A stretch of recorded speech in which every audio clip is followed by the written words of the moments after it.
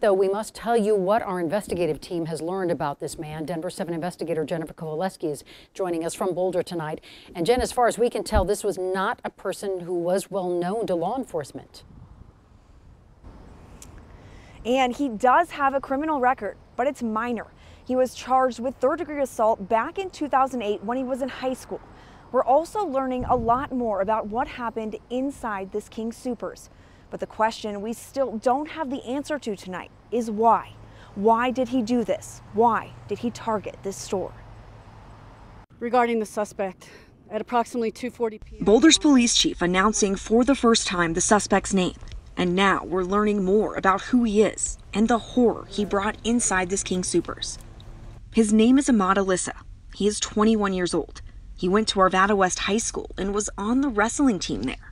He's the man you saw in that video yesterday, shirtless and bleeding as police took him into an ambulance.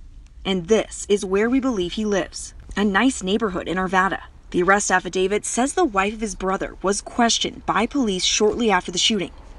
She told police Alissa was seen playing with a gun she thought looked like a machine gun 2 days ago. Those same court documents also detail how ruthless the gunman was.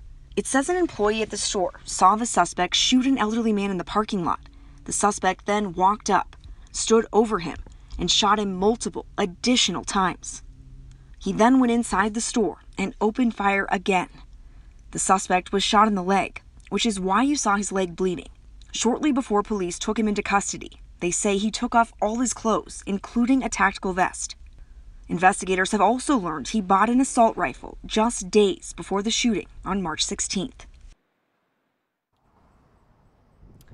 I also talked to John Castillo earlier this morning. His son Kendrick died in the STEM school shooting, the last mass shooting nearly 2 years ago in Colorado. He told me that when he heard the news, it was an unexpected trigger, and it took him right back to that day. It brought everything full circle. The time of day that things took place was similar. Seeing the response to the police rushing to the scene was just a playback of what took place on May 7th, 2019 with Kendrick. You can only imagine what it was like for him to get that news. Now, Castillo says he's not here to argue for or against gun control, but he wants lawmakers to take action. He wants these shootings to be called acts of domestic terror, and he wants to see tougher penalties for the gunman. And